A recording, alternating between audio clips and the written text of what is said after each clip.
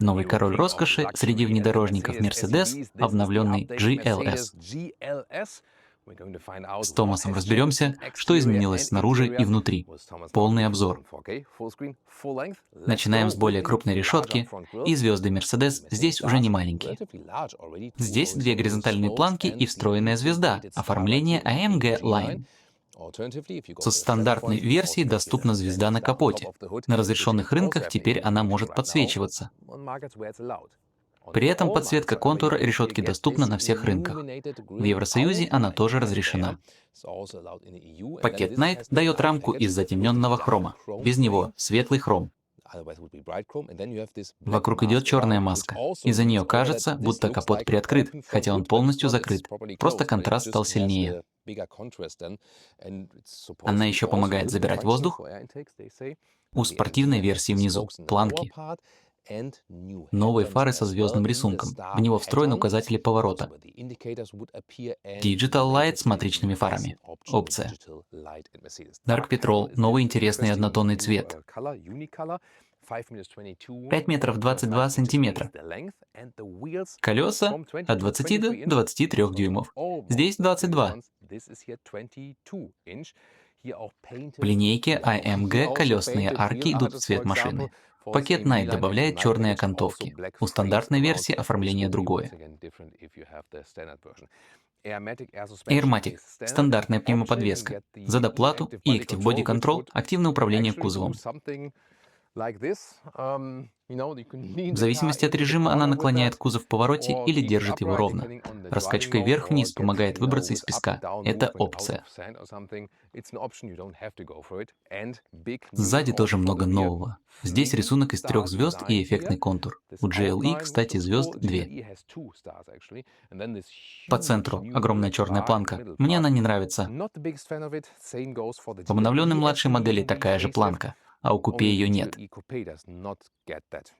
Типичный прямой силуэт GLS. Полный привод с задним акцентом. Заглянем под капот. Линейку двигателей здесь немного перестроили. Гибрид от розетки только у GLE. Под капотом теперь все версии мягкие гибриды. И крутящий момент немного вырос. Перед нами GLS 450. Под капотом 3-литровая рядная шестерка. Еще есть бензиновый 8-цилиндровый мотор, 4 литра, 2 турбины. А позже, после обновления, снова появится версия 63.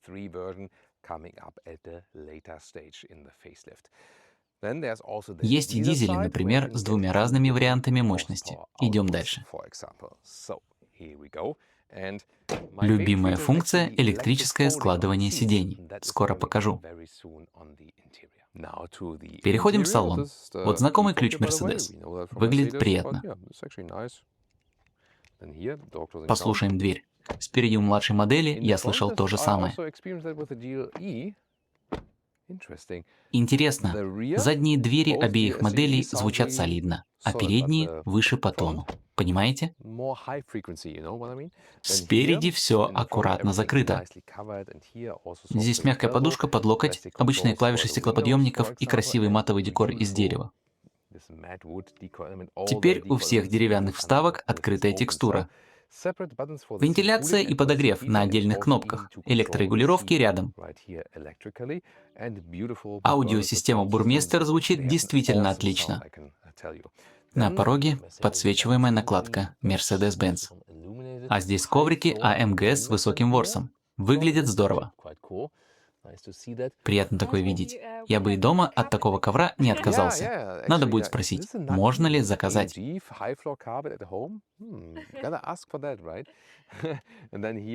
AMG Line еще и двухспицевый руль. У обычной версии спица одна, и на руле снова появились качающиеся клавиши и ролики. Здесь теперь тактильная отдача, а не только сенсорная панель снизу. Изменился и дизайн боковых дефлекторов, а к экранам мы скоро вернемся. Цвета разные. В Северной Америке перфорированная эко-кожа Artica с вентиляцией. В Европе, увы, только кожа. Я даже спросил, сиденья уже испорчены, но мне объяснили, что это специальный рисунок из мебельной индустрии. Я такого не знал. Если этого не знать, кажется, будто сиденье уже все потрескалось. Я не очень понимаю эту моду. Хотя, возможно, я просто не специалист по мебели, не знаю. Эргономика сиденья нормальная. Электрорегулировка руля вверх-вниз, ближе и дальше. Нет, пока не то положение. Еще нет. Вот, теперь получилось. Теперь проверим запас над головой. Мой рост 1,89 м. Мне нравится микрофибра по всему потолку и даже на солнцезащитных козырьках. Козырек здесь двойной. Один можно оставить спереди, а второй отвести в бок. Очень удобно. Вот кокпит. 3 новых экрана по 12,3 дюйма в одну линию. Между экранами большие рамки. К программному обеспечению еще вернемся. Так, это довольно... О, я случайно выбрал профиль Вильгельма Майбаха. Он, похоже, был ниже, сиденье поднялось. Новые дефлекторы приятно щелкают при регулировке. Вот так. Остались физические регуляторы климата с отличными щелчками. Рад их видеть. Мне очень нравится этот деревянный декор. Сиденья бывают коричневыми двух оттенков, бежевыми или черными. Дерево можно подобрать в тон. Беспроводная зарядка 2 USB-C. Подстаканники фиксируют бутылки, греют и охлаждают. Но бутылки держатся плохо, подстаканники большие, а фиксатор только с одной стороны. Есть и эта ручка. Подсветка проходит прямо вдоль нее. Здесь регулируется высота пневмоподвески. Подлокотник разделен на две части. Под ним есть место и зарядка USB-C. Сзади консоли есть еще подстаканники для задних или передних пассажиров. 1,89 м, без проблем. Панорама. Она действительно открывается и тянется почти через весь салон. Для GLS это стандарт, а теперь и для GLE тоже. Есть и солнцезащитная шторка. Сейчас тоже ее покажу. Что думаете о новой компоновке экранов? Выглядит она современнее. Не знаю, многие ли будут пользоваться экраном пассажира. Кому-то нужен, кому-то нет. Но в любом случае все стало выглядеть современнее. Я закрыл крышу шторкой. На юге Испании солнце уже сильное, как раз подходящий случай. Еще раз вид с места водителя и новые кнопки. Нижняя часть реагирует на касание. Здесь можно, например, менять вид цифровой приборной панели. Вот так. Можно вывести карту, ассистенты или мой любимый вариант — вот этот. Большой проекционный дисплей. На солнце камера его почти не видит. Карта выглядит как Mercedes Maps, но в основе работает Google Maps, в том числе для пересчета маршрута.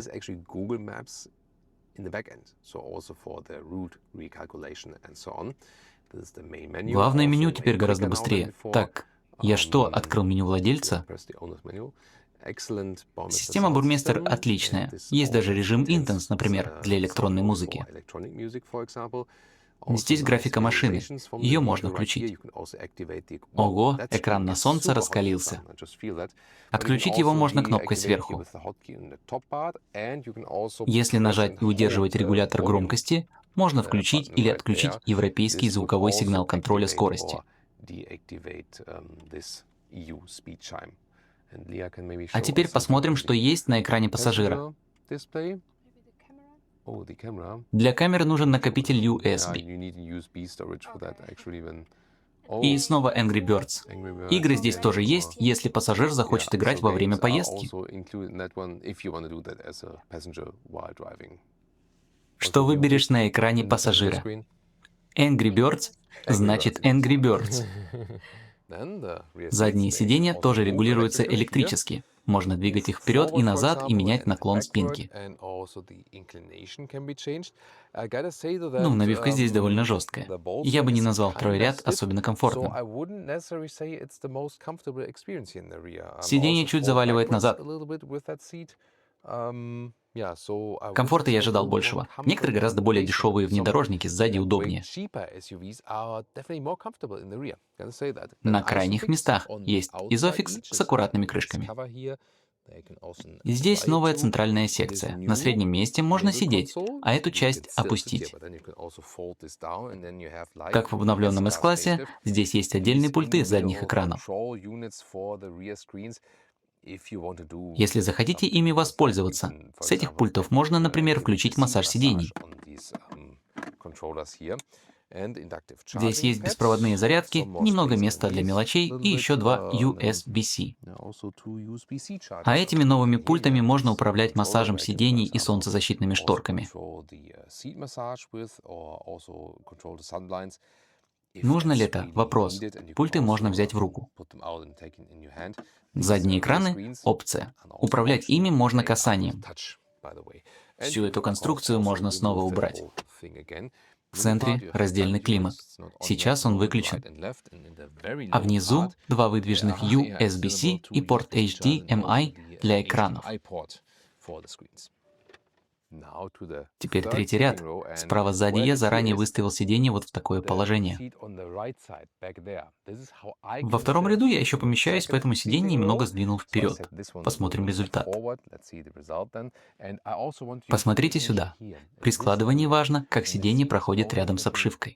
Это действительно интересно. Сверху есть кнопка. Тяну ее, и вся секция сиденья электрически уезжает вперед. А теперь смотрите. Кажется, сиденье заденет обшивку, но проходит мимо.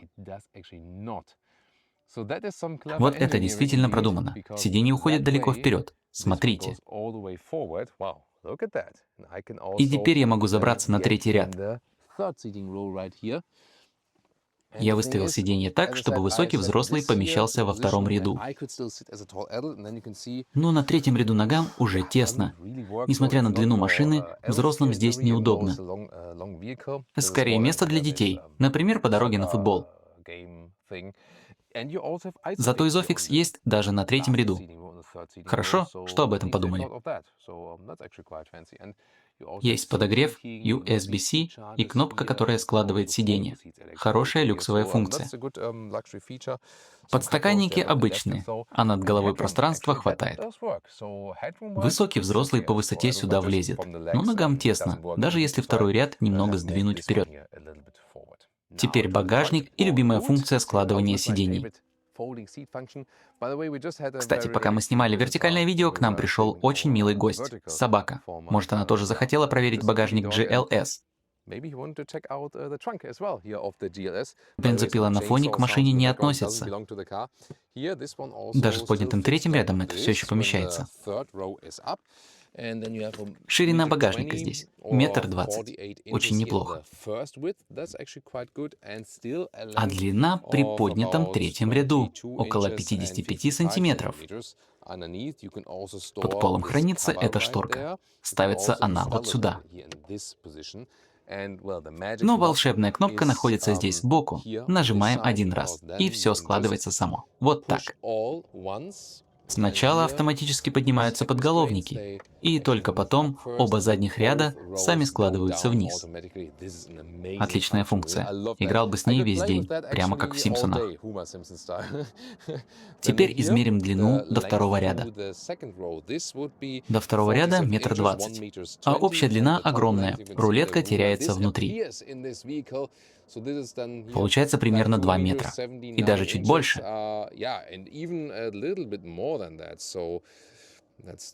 Точнее, около 2 метров 15 сантиметров. И по высоте запас большой. Места здесь действительно очень много.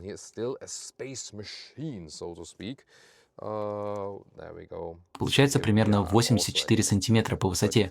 Очень неплохо. Под полом снова есть место для шторки и теоретически еще немного пространства. А теперь сиденье можно по отдельности вернуть обратно. Например, вот так. Можно поднять это сиденье или одно из сидений третьего ряда. Можно поднимать их по отдельности или общей кнопкой «Все сразу». Выглядит это каждый раз очень эффектно. Мне нравится. Иногда нужно нажать кнопку еще раз, чтобы все вернулось на место, но проще почти некуда. Сейчас цена от 110 тысяч евро. Обновленная версия в Европе будет чуть дороже. Да, очень дорого. Но и младшая модель не дешевая, а здесь автомобиля больше, если он помещается в вашем паркинге. Подруливания задних колес нет ни у GLE, ни у GLS. В Европе оно особенно пригодилось бы. Еще отличие от X7, у шестиместного GLS эти сиденья складываются. У X7 капитанские кресла крупнее и роскошнее, зато складываются хуже. Если интересно сравнение, посмотрите обзор X7 от BMW или обзор обновленного GLE.